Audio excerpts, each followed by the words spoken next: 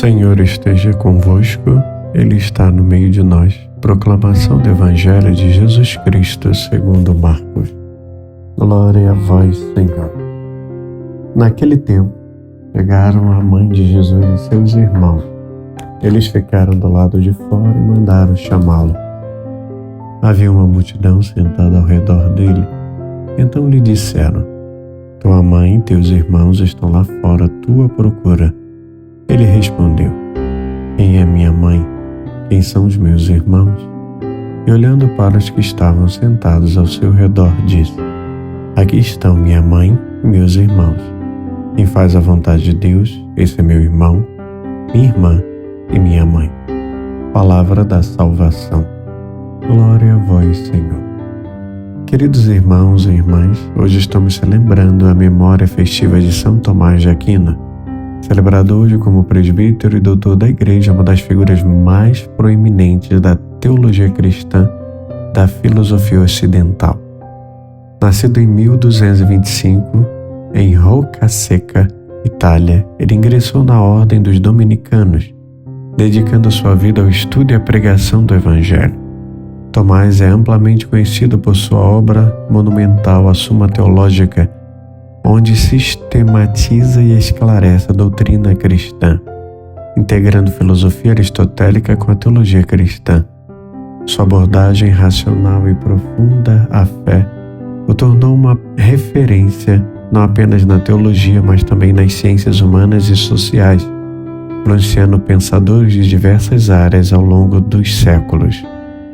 Como doutor da Igreja, São Tomás de Aquino é celebrado por sua defesa da razão.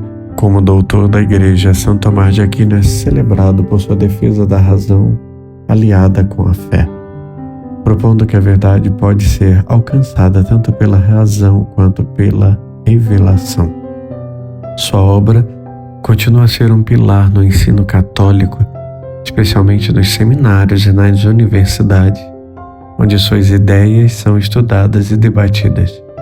A memória de São Tomás é uma oportunidade para refletir sobre a importância do conhecimento e da busca pela verdade, encorajando os fiéis a integrar a razão e a fé em suas vidas espirituais. Ele nos inspira a aprofundar nosso entendimento e a cultivar uma vida de reflexão e oração, sempre buscando a harmonia entre fé e razão. Queridos irmãos e irmãs, hoje somos convidados a meditar sobre um trecho do Evangelho de Marcos, um texto breve, mas de profundidade imensurável, que nos revela a verdadeira dimensão de pertencimento à família de Deus.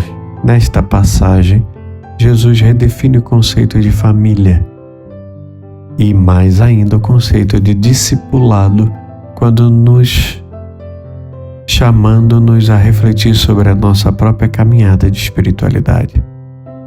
O Evangelho nos apresenta uma cena simples e ao mesmo tempo desafiadora. Jesus estava pregando, cercado pela multidão. Sua mãe e seus irmãos chegaram e de fora mandaram chamá-lo. Diz o texto: tua mãe e teus irmãos estão lá fora e te procuram. E a resposta de Jesus nos deixa perplexos. Quem é minha mãe? Quem são meus irmãos? Marcos 3,33. Jesus então olha para aqueles que estavam sentados ao seu redor e declara: aqui estão minha mãe e meus irmãos. Aquele que faz a vontade de Deus, esse é meu irmão, minha irmã e minha mãe. Essas palavras de Jesus não são uma rejeição de sua família biológica. Antes, elas ampliam o conceito de família, revelando a primazia do reino de Deus e o chamado à comunhão com Ele por meio da obediência à sua vontade.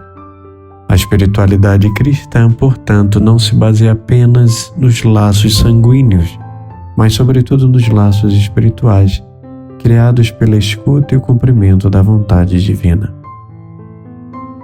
Ao ouvirmos esta passagem, podemos sentir um impacto inicial, talvez até um choque. Jesus, que tanto honrou Maria, sua mãe, e que tanto amava sua família, parece, à primeira vista, distanciar-se deles. Mas não podemos nos deter na superfície do texto. Devemos mergulhar em sua profundidade espiritual. No Antigo Testamento, a família era a base de toda a vida social e religiosa. Pertencer a um clã, uma tribo, significa ter uma identidade, um lugar no mundo. Jesus, porém, nos convida a ir além das convenções culturais e biológicas. Ele nos apresenta um novo conceito de família, onde o centro não é o sangue, mas o espírito. E uma família cujo vínculo é construído na obediência à vontade de Deus. Uma família que ultrapassa as barreiras físicas, geográficas e até temporais. O chamado de Jesus é um chamado universal para todos aqueles que desejam fazer a vontade do Pai. Afirmar que quem faz a vontade de Deus é seu irmão, irmã e mãe. Jesus não está desvalorizando a importância da família biológica, mas elevando o conceito de família à esfera espiritual. Ele nos lembra que nossa primeira e mais profunda identidade é sermos filhos e filhas de Deus.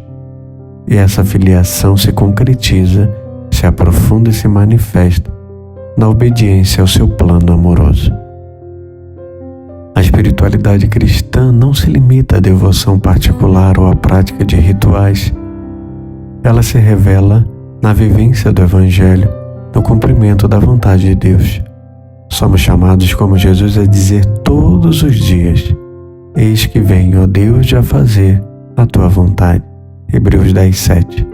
A verdadeira família de Jesus é composta por aqueles que, movidos pelo amor de Deus, se colocam à disposição para viver conforme a sua vontade. A segunda grande lição deste Evangelho é sobre a obediência à vontade de Deus. Mas o que significa concretamente fazer a vontade de Deus? Essa pergunta é para a nossa caminhada espiritual. Em primeiro lugar, devemos lembrar que a vontade de Deus não é algo abstrato, distante ou inalcançável. Deus nos revela a sua vontade de diversas maneiras, na sua palavra, nos ensinamentos da igreja, nas inspirações do Espírito Santo e até mesmo nos eventos do dia a dia. Portanto, escutar a Deus e buscar viver segundo a sua vontade implica estarmos atentos aos sinais que Ele nos dá em cada momento. Jesus é o maior exemplo de obediência à vontade de Deus. Em toda a sua vida, Ele viveu para cumprir o plano do Pai. Meu alimento é fazer a vontade daquele que me enviou e consumar a sua obra. João 4,34. Disse ele em outra ocasião.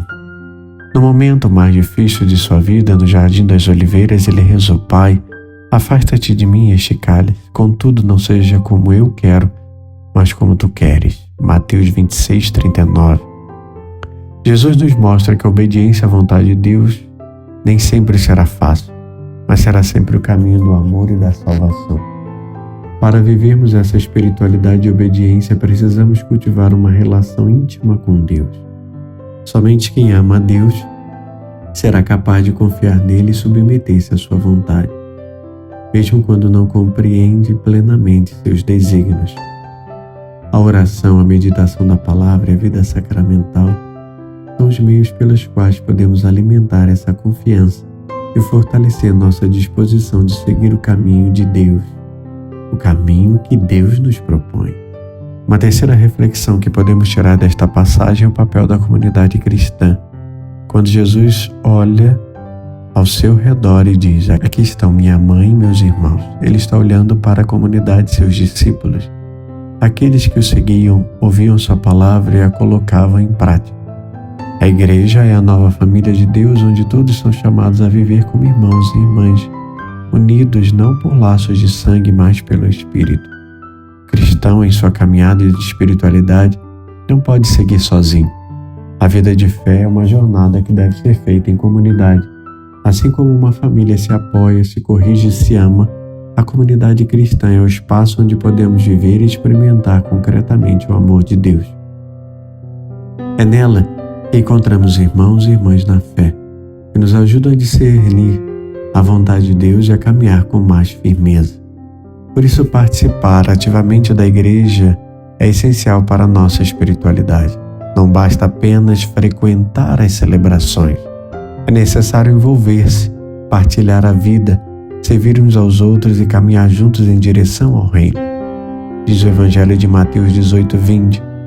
Onde 2 ou 3 estão reunidos em meu nome, eu estou no meio deles, disse Jesus.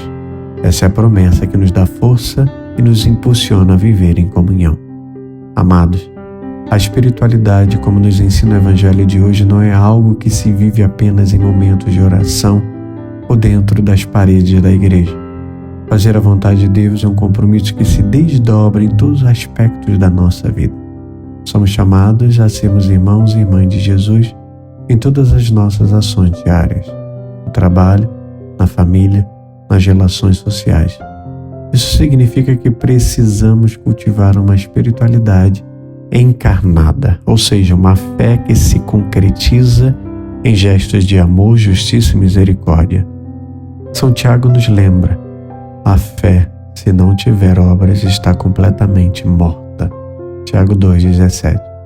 Não podemos nos contentar com uma espiritualidade isolada da vida. Nosso seguimento de Cristo deve ser visível em nossas escolhas, em nossas atitudes e em nossa maneira de tratar o próximo. A verdadeira espiritualidade cristã, então, é aquela que transforma o coração e se reflete em nossas relações com os outros. Como Jesus nos ensinou: amai-vos uns aos outros como eu vos amei. João 13:34. Esse é o critério para sabermos se estamos de fato fazendo a vontade de Deus. Se somos capazes de amar, se somos capazes de perdoar, se somos capazes de acolher e se somos capazes de servir como Cristo fez. Louvado seja nosso Senhor Jesus Cristo, para sempre seja louvado. Vamos rezar juntos.